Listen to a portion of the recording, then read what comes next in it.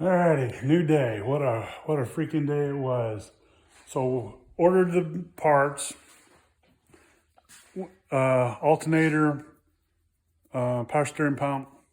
Got down to pick it up, and the first alternator, the fan was bent, the case was cracked. Obviously, it had been dropped somewhere.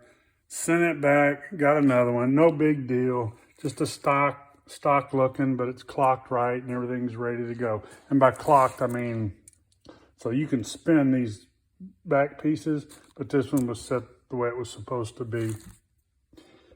And that's all I wanted, was just a stock, clean look. Power steering pump is correct. It came with only one stud for the bracket, so I had another one. I just took it off and replaced it. I'll have to double check. I don't see any reason why that don't work, or why it would have only came with one, but that's it. So the power steering pump, the pulleys, some brackets, I went ahead and repainted those. Those are ready to go. I'll install that and get going.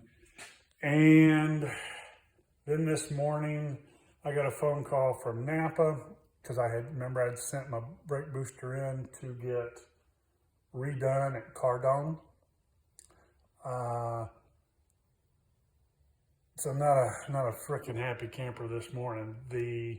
When we took it down there, they looked it up, what it was going to cost me. The guy at Napa says that Cardone just told him, type in the number and it'll come up. Whatever it was, you could have got it. It was like $119. So I figured, well, it's my unit. It ain't going to cost much more than that plus shipping. So, less than $200. Well, he called me this morning and says, it's here. It's $480. I'm like, there's no frickin' way. That's just, somebody screwed something up, and we went back and forth for a little bit. And I'm like, you need to make a phone call. Somebody either thinks that's theirs and they're charging me a core, something.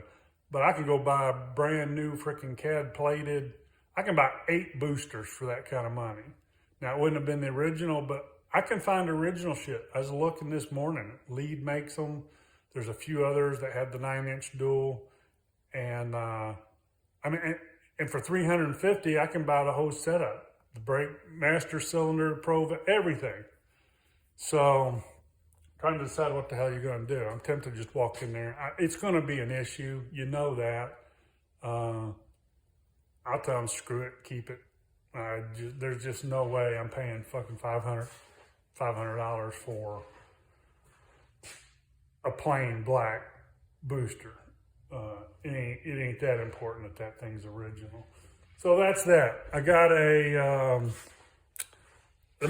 I'll just stitch on another video behind this one, because I've got my dash bezel in. We're gonna take a look at it. I'll unbox it and we'll look at it.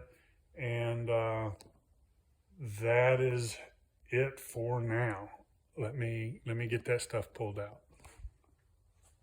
Okay, so unboxing the bezels. First one I got back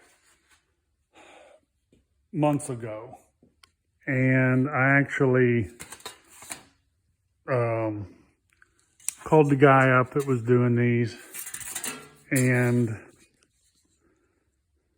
because you can see all it's like trash lint in the clear that's on there. And I mean, it's in a few places. It looks okay, but it's hard. Yeah, you can see it there. I mean, it's just kind of one of those, it could be cleaner. I mean, that was the deal. And pay good money for that. And so it was a shame. I mean, the guy offered, he said, send it back and he'll redo it. Well, it's 95%. So I didn't see sending it back and doing all that crap. And the guy, I send him a lot of bezels and things when I find them. And then here recently, I had another original type that matched my car. And I had picked him up, I don't remember, 3, 4 good aluminum bezels at a swap meet. And when I can find them for 10, 15, 20 bucks, whatever, I'll pick them up and then send them to him. So once I found this other one, I was like, hey, I'll send you all of these. And then he goes, yep, send me all those pieces because he needs them. And then I sent him a bunch of rings too, which those were the hard pieces to find. So I sent him a bag of rings and a couple of things. And so he was going to do my second one. Fair trade. So my second one came in yesterday. And first thing, it's missing the emblem. No big deal. We'll get a new emblem and put on.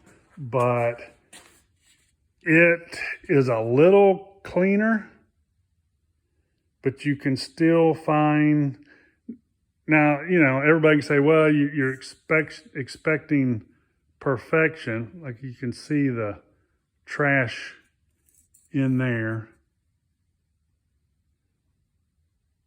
I mean, it's a little better than the first one, but it'll do. I mean, that's as good as I'm gonna get. It's another one of those. If you want it perfect, do it yourself. I actually considered that. I've done some of these myself. I didn't set up to do the remachining, but strip them, thin down some clear, get a good clear on there, and they look great. But this guy does, he polishes them down, sands this all down, repolishes them, takes out, if there's some real light scratches, he can get those. And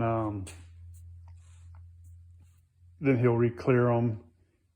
And like I say, good enough. It's one of those, I gotta quit messing with it. And again, most people would be like, well, if that's the smallest issue, but you got to remember, I spent hours trying to get one little bitty fleck of pepper out of the paint job, and you just like stuff to look really good.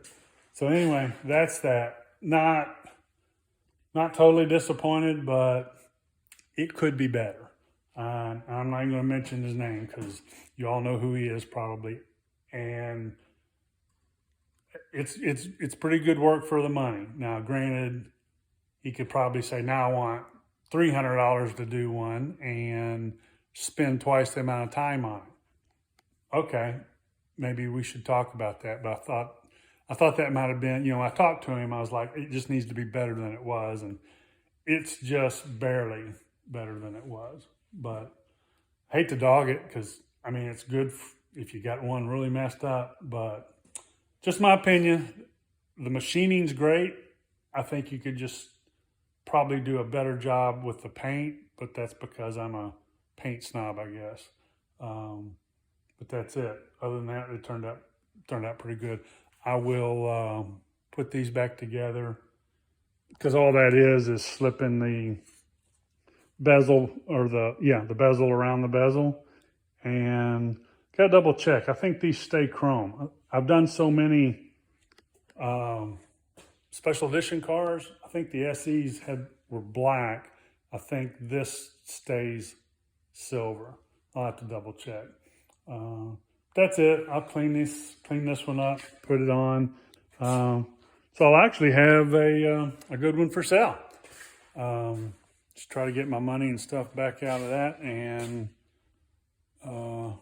that's it. I'm going to work on some of these other pieces right now. I got to sandblast the brackets, alternator bolts and spacers, things like that. So I will work on that today. I just want to show you unboxing on the bezels. Bye. Okay, so started putting the bracketry and stuff on, and things were just not lining up exactly right. So what I found was I went to when I got the power steering bracket, it had a bolt. It had this bolt here. And then no way to attach it. Well, there's a rubber seal behind that. So that kind of tells me that should stay sealed. And I've got a basket of other pumps I've pulled off. You know, everybody's got a basket full of extra parts. So when I'm looking at another pump, this one had a stud in it. And the new one came obviously with a stud there, but it seemed to me that it should be sealed and stay sealed. You shouldn't have to remove a seal that's going to leak or bolt that's going to leak. So I pulled the stud out, or pulled the bolt out, put the stud in. Now with the stud in, when you go to put that on, there's a space under there because that now sits higher. It looks like there should be, for that to flatten here at the front, there needs to be a space there. See, it's flat now, and that needs a space. Well, I've run into this before, so just because that's the way you took it apart, don't mean it's right. So I go to the book, and eventually you can find something in here. But if you'll look in here under 400 engine, okay, this one was also missing. When I put the front bracket on, there was nothing here in this hole. And then when I took it off, so obviously there was nothing there. This one, you couldn't even tell there was a hole back there because it was full of dirt. So new one now shows that. But it definitely needs a spacer and a bolt. So that's going to go in there. Otherwise, it was, when I took it apart, it just had one bolt here and then this one with the swivel. But they want to overdo it. They got 4 bolts in this thing. And so I'll put a bolt and a spacer. That's in the front of the pump. Looking at the back, and everything, you know, has a ton of different pictures. But you can see the stud on this side. And, well, I'm sorry. You can see the stud back there for the mounting. And if you look, that one shows a spacer on that side. So this side I put the stud in. This gets the stud. That then bolts down tight, which creates a space behind that one. And that's it. So that will make it line up better. It was just having to sit down and go find things. And then to make spacers, every time I take old shocks apart or anything, I keep a bucket full of stuff. And if it's not exactly what I want somewhere, I make one. But I got plenty to do that. So the point of that was, if it don't look right, there's probably a reason. Just because you took it apart don't mean that's right either. So I'm putting 2 studs back in this one. And here in a minute, I'll cut a couple spacers and then we'll put it back together and see if it fits any better. On to that. Okay. Looks good and lined up good. I'll just point out a few things. You can see where now you've got the bolt, the long one that goes through into the head. You got a pivot point there. You got a tie down swivel there. You got a swivel there where it'll slide around it. And then that locks it all down, and you can see the spacer I put back there, which then lined everything up. So front pulley's line up, back pulley lines up. She looks good now. Apparently on my head, maybe there should have been a stud bolt there, but for the break. So I just went ahead and put it over here, cleaned out under it and put it on there. But that's that. That's what it took to get those lined up.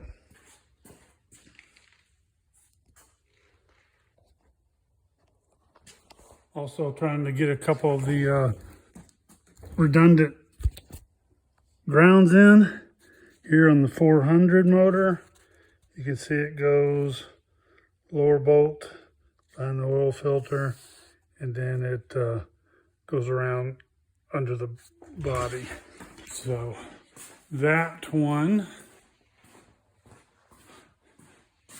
seeing a lot of problems caused by people missing ground. So that one is now here. Put on the bolt there, and then that'll come around and hit right here on the body. I think on the 403 cars, it's on the other side. Pretty sure it is. And then there's another one that goes up on top from the firewall. We'll find those as we go through here. There's one on top of the firewall. There's one under the dash that goes, it's a little strap. It goes from the ground over to the actual gauges. It's right off the headlight switch, I think. Then there's gas tank at the rear that's got to be grounded. And there's a few more like that. Put more in, doesn't hurt, always helps. But yeah, actually right there, that shows the one 400, and that's probably for the 403 cars. And next project.